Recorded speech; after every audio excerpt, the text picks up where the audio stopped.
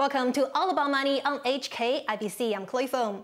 Many of us have bread for breakfast, and in Hong Kong there's no shortage as bakeries, big and small, roll out tons of bread, and much of what they bake is actually wasted. Bakery chains such as A1 and Maxim and supermarkets like ParknShop collectively dump about 1,700 tons of leftover bread every single day. And my guest tonight aims to resolve this issue as her firm collects surplus bread and brews them into bread beer. And her motto is waste is not waste until you waste it. Meet Anushka Purohit, Chief Executive and co-founder of Breer. So Anushka, thank you so much for taking the interview with us and welcome to our show. Thank you for having me. I'm so excited to meet you. And also, can you just firstly tell us a bit about your business? So what exactly is Breer? Absolutely. So Breer, put simply, is a food upcycling startup where, like you mentioned, we collect unsold, uneaten, and surplus bread and use it to brew what is, in my opinion, some delicious local craft beer. And we've got some funky flavors here, which I would love to share with you later on. Well, you need to collect all those surplus bread, and then you also need to collaborate with local bakeries. So can you also tell us a bit about this whole process as well? Absolutely. So we're actually what is called a very low asset model because we don't have our own brewery, we definitely don't have our own bakeries, and we don't have a lot of distribution channels of our own. And so what we do at Breer is really work with all of the essence in Hong Kong. So we collaborate with our local bakeries right here, even our local restaurants actually, collect the bread from them, use the local breweries here to brew that beer, and then distribute through the local bars and restaurants that we have in Hong Kong. It's kind of like a middleman service in between, and you have a lot of this coordination works. I know there's an app that help you to also to collect all those bread at different bakeries as well. Can you tell us a bit about that app that you use? And also there are many volunteers involved, isn't it? Yep, absolutely. So why that app came into the picture is I studied electronic and computer engineering at university. And as you probably guessed, Breer is not really either electronic nor computer engineering related. So I was like, I have to use somewhere the knowledge that I've gained in university. So I thought, why not make an app? Because if it wasn't for this app, there would be no way for us to have real-time communication with all the stakeholders. And like you mentioned, you're absolutely right. We really rely on our student volunteers to help us with the logistics of Breer. So as you imagine, collecting a lot of bread requires a lot of people. And if we were to start paying people to help us do this, before we'd even start making money from selling the beers, we'd already be at a loss. And so what we thought is let's leverage students exactly like us who are in university, excited about new ideas, have some extra time to spare and want to do community service, and get them to help us collect the bread and then drop it off. Fantastic. And you know, there's just so much work as well, as you just pointed, you know, and it's distributed all across Hong Kong. So it requires a lot of efforts as well. Tell us, how did you come up with this idea, this business idea? Now that's a funny question. So if you asked me maybe some 5 or 6 years ago if I had my own startup, that too in the beer industry in Hong Kong, I would have been like, you're joking, because it was just something I never expected. But for me, the story starts when I was actually 10 years old. So my parents took me to a coffee shop in Hong Kong for my 10th birthday, and I was waiting for my Frappuccino drink. And while I was waiting, I watched as the barista took all of the bread and sandwiches and threw it into a black rubbish bag. And so I remember asking my dad, I said, why is all of this good to eat food being thrown away? And he told me that when we live in a privileged city like Hong Kong, there is no reason for people to pay, say, you know, a discounted price to get food that they see as quote unquote stale. And so every single day there are tons and tons of completely good to eat food that's being wasted, even after we have food donation and collection drives. And so I guess that just left an imprint in the back of my mind for years and years and years. So when I entered university and I met 3 of my co-founders at the time, who were first my friends, who had moved to Hong Kong from India, I told them, I was like, you know, Hong Kong is a pretty perfect city. There's not a lot wrong with it. But if there's one thing we should work on, it's the food wastage problem. So that's how we narrowed it down to that area. And it just so happened that after our exams at UST, like every university student does, we headed to LKF to get a few drinks, have some fun. Have some fun. And it was through a conversation there that we realized technically bread and beer have the same ingredients, because bread has barley. And you need barley to brew beer. So we were like, oh, this seems like a pretty funky idea. Let's just use this. And we pitched it into a social innovation competition that won us 10,000 Hong Kong dollars, which, by the way, for me at the time seemed like a very big amount of money. Anything 5-digit was like, whoa, for me. So we won that, put it directly into brewing. So I remember we ordered a brewing kit off of Amazon, and literally at my home in the kitchen for like 3 weeks, there was just this beer brewing, and we didn't know if it would taste good, if it wouldn't. Luckily, it turned into beer. I wouldn't say it tasted good, but that paved the way for what today is Breer. But actually, a lot of feedback that, from your products, they are also saying that your beer actually tastes good. Yeah. So how did you manage to do that? Like, to achieve this, you have to have a lot of testing process in order to, combine the right ingredients together. Absolutely. So when we first began, we did a lot of market booths and pop-ups and just tried to get to the people in Hong Kong and say, look, this is some technically free beer. Try it. Tell us how you feel. Tell us what you would like, what you didn't like, and we'll try to implement it. And so this beer that you see in the middle is actually the first beer that we came up with. This is our signature pale ale. And it's a very simple beer, and it took us a lot of iterations to get this formulation right, because it seems like it's super easy. It's a beer that everyone would drink, but then it's very intricate because everyone has their own preference, especially when it comes to a drink like beer. So we really tried, and I think once we nailed down that foundation, we could start getting a little crazy and funky. So I love eating bolo baos, pineapple buns. So I thought we absolutely have to do a beer that uses bolo baos and add some fresh pineapple into it. And that's how this beer on the right came out. And then I thought, in Hong Kong, we don't have any pink colored beers or any colored beers. So that would be really cool. That's and true, so right? Our team decided, let's, experiment. And so we added fresh hibiscus flowers into this beer, and now we've got a hibiscus pink colored beer. So I think it's really about first getting that foundation right for us as a team, and then building on each of our individual likes, maybe even dislikes, and then turning it into a product. It's so creative as well. And how many bottles or cans of beer have you produced so far with your company at Breer? And I'm also wondering, you are using the surplus bread to brew these beers. And how, for example, how much of a bread would be contained in one can or one bottle of the bread beer? Yeah, absolutely. So we've brewed over 62,000 liters of beer to this day, which is equivalent to around 20,000 kilograms of bread that we've saved. And to answer your question, each one of the cans actually has roughly 20 grams of bread in it. And 20 grams is more or less one entire slice of bread. So you can imagine each can is one slice of bread that you're not eating, but you're drinking in the form of beer. Oh, so it's really making best use of the resources as well. As much as we could, yeah. And your business is actually kind of aiming to have a social impact. It's also a social enterprise. I'm wondering, would the financial kind of like issue will be some sort of pressure for you? How would you balance this aspect between the financial pressure and also while making a social impact? That's a great question. When I first got into this world of sustainability, I used to think social enterprises actually don't make any money. Everything that they do is for good. But I learned very quickly that no, you do have to make money, because in order to continue that social impact or that social mission of yours, you need to have the funds. So our motto at Breer is actually does good, tastes better, because the sustainability is a core of our mission. Any and every beer that we ever produce will definitely have sustainability attached to it. But more importantly, it is a beer that tastes really good and hence tastes better. So when people try it, maybe they'll buy it once, twice, thrice even, just for the sustainability angle, but they'll come back again and again for this beer because it just tastes really good. And they miss it, right? Yeah.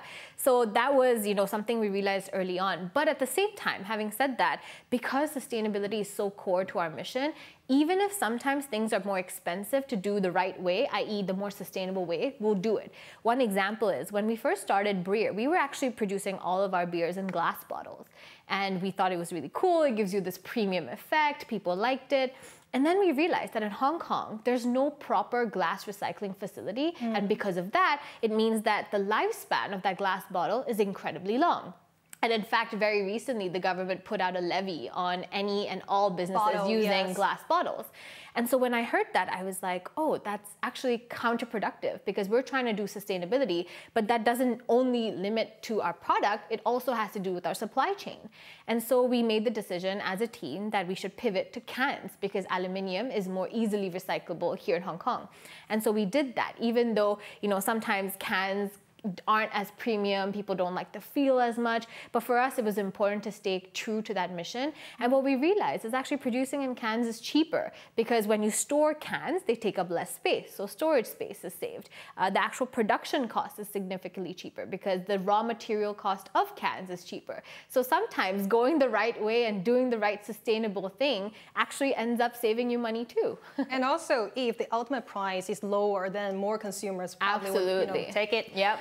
Yeah, and also, could you also share with us some of the financial figures at your company to help us understand your business growth as well? I know your business is actually founded during the pandemic. Yes. It's quite a challenging time, but it seems like your business is growing quite well during the pandemic as well. I would hope so, yeah. So when we started, actually, let me share how beer is brewed. So beer is brewed with 3 ingredients, right? 78% barley, 13% hops, and then 9% yeast. So what we do at Breer is we replace the 78% of barley with bread, which is acquired for free. So technically what that means is 78% of our production cost is free of cost. So when we realized that, we said, instead of then marking up a massive profit margin, let's retain that and give customers the benefit of having a cheaper product, because our target market are very price sensitive. So if price is lower, they're more likely to try it out. And so we did that. So our cans retail for on average around 30 Hong Kong dollars to 32 Hong Kong dollars per can, which in the craft beer industry in Hong Kong is actually one of the lowest price points. Craft beer can range from anywhere between 35 Hong Kong dollars per can to maybe even $80 per bottle, right? And so we really try to make sure that customers get that benefit. But in terms of, financials, we've actually made over 4 million Hong Kong dollars without giving away a % of equity, which Anushka, when we started this, must be very, very shocked about, because I'm a huge fan of all these pitching and entrepreneurship shows. So I thought anytime I get the chance to do a business, the first thing I'm going to do is go and try to raise a round. But I realized that it's important to have strategic investment sometimes, not capital investment always. And so, yeah, that's a figure I'm very proud of and very excited to accelerate this year. That's a very impressive results as well. Congratulations, Anushka. So hold that thought for now. We'll take a short break, but coming up next, we'll have more discussions over the city's food upcycling industry. So do stay tuned.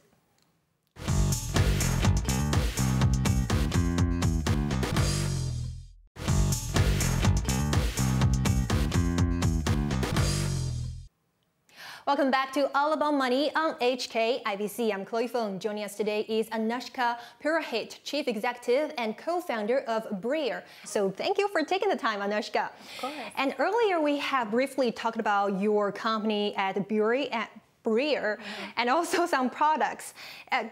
Also, I'm thinking after the border reopening, did you see a significant rise in your product sales with potentially more customers compared with last year? Did you see a significant jump year on year? Oh, absolutely. I think everybody in Hong Kong and even beyond was very happy when the borders opened, because everyone could go back to eating and drinking outside, experimenting. And for us as an FMCG product, it's so important that people are out there excited about consumption and looking for new things to try. So, just in the last few months since 2023 has started, we've been doing so many more pop-up booths. We've had so many more interactions with customers.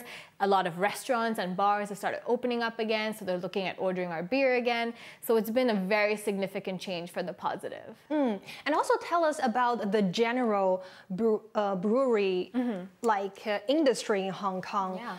How is this industry going over the past years? So I think the brewing industry is one of the underdog industries in Hong Kong, because a lot of people don't expect it for it to be as big as it is. But we have around 39 microbreweries to big scale breweries in Hong Kong, lots of local production, and you've got flavors you can't even imagine. So you've got PB&J flavored beers, you've got beers based on, Ta Tan Tang's very Hong Kong local style. And I think that's the beauty about the industry. I would say, like every other, if not all industries, COVID did affect a lot of the excitement, the innovation in the industry, because you need people to consume the product in order for you to continue creating it. But for us, as a COVID baby, I think what we learned is that we can use this as a way to reinstill that brewing energy into the existing brewery network in Hong Kong, which is why we're so proud of the fact that we work with all of these local breweries as opposed to, maybe have our own manufacturing plant, because we're able to learn from them and then also have them take part in our funky little ideas. So because we started during the pandemic, I remember we were working with breweries who were otherwise maybe not brewing as much beer. And we went to them at a time where they were a little more idle. And so they were saying to us, everyone else is not really brewing. You guys want to start brewing now? And we were like, yeah, why? We want to do it now because this is the best time, so that just when things are a little quiet, we get all the excitement, all the ideas ready to go. So when everyone's back, we've got products that we can launch and people can consume. Speaking about the food upcycling industry, how would you rate, for example, the industry's current status, and I mean, what were the challenges you also faced when you were launching your business, to expand this food upcycling company? Absolutely. So I think food upcycling as a concept is relatively new to Hong Kong. Challenges when we were starting, there's so many, I don't know which one to list, but one that's very close to my heart is when I would go to these bakeries to pitch them, and most of the time in Chinese, because a lot of these are local bakeries, and I would explain to them that we're students, we want to collect the bread that you're otherwise already throwing away and using it to brew beer. They would have so many questions like, how do I believe that you actually want to do this? How do I know that you won't just take my bread for free? How do I know that you will actually turn all of this bread into beer and that you as a student know how to do that? So they had a lot of questions in general, and rightly so. If I was them, I would too. And I think it's a result of the fact that we haven't heard of many ideas like this in Hong Kong. So it was definitely difficult to get them to familiarize with the concept that this is possible. But speaking today, we have some incredible initiatives in Hong Kong that are working on food upcycling or food wastage reduction in general. There's a new app in Hong Kong called Chomp, where you can rescue food that is surplus from bakeries or restaurants or even flower shops at a discounted price. Right. So it's a win-win situation for both parties, the businesses and the consumers. We've got reporters like yourself who are bringing to light such concepts in Hong Kong, so more people in Hong Kong can hear about it and in turn use these ideas. So I think today the food upcycling startup industry is really shaping to be what we'd like it, and hopefully it's only on an upwards trajectory from here. And compare with other regions, how would you rate, for example, the market in Hong Kong versus the markets in other countries, for example, in the UK, in the US? I know you also, been to the US like frequently for your studies as well. Yeah. Would you say there's a significant difference in terms of market size in this industry? I would say yes, and a big reason for that is culture. So in the US, there are lots of bakeries and stores where what they'll do is if they made something today and they couldn't sell it, they'll sell it again tomorrow at a discounted price. And there is an audience of people who will go and purchase those products. But if you were to do the same here in Hong Kong, you probably wouldn't get that kind of reception from the Hong Kong consumers, because we are so grateful to live in a city where we can afford to pay, an extra $5, $10, $15 to make sure we're getting the freshest product. Exactly. And so because of that, ideas that work in the Western world don't necessarily work in Hong Kong. But I think Hong Kong has a massive market for entrepreneurship in the food upcycling agency. Because there are so many cultural nuances and things that just Hong Kongers understand, there's so much potential for the students today to think of new novel ideas and rethink existing supply chain processes and fix what they see as problems, which I think the US, the UK, other parts of the world have already exhausted to some degree. So I think this is the boom phase for Hong Kong. There's a very long way to go. So because we are at a kind of starting off stage, so we have more room to grow as well. Yeah. And also, you just mentioned about the entrepreneurship. I know that, Anushka, you are actually a very young entrepreneur, but you have already had various of startup building experiences. Could you also share with us a bit about your other startup companies in the past years, and what were the ones that were really close to your heart?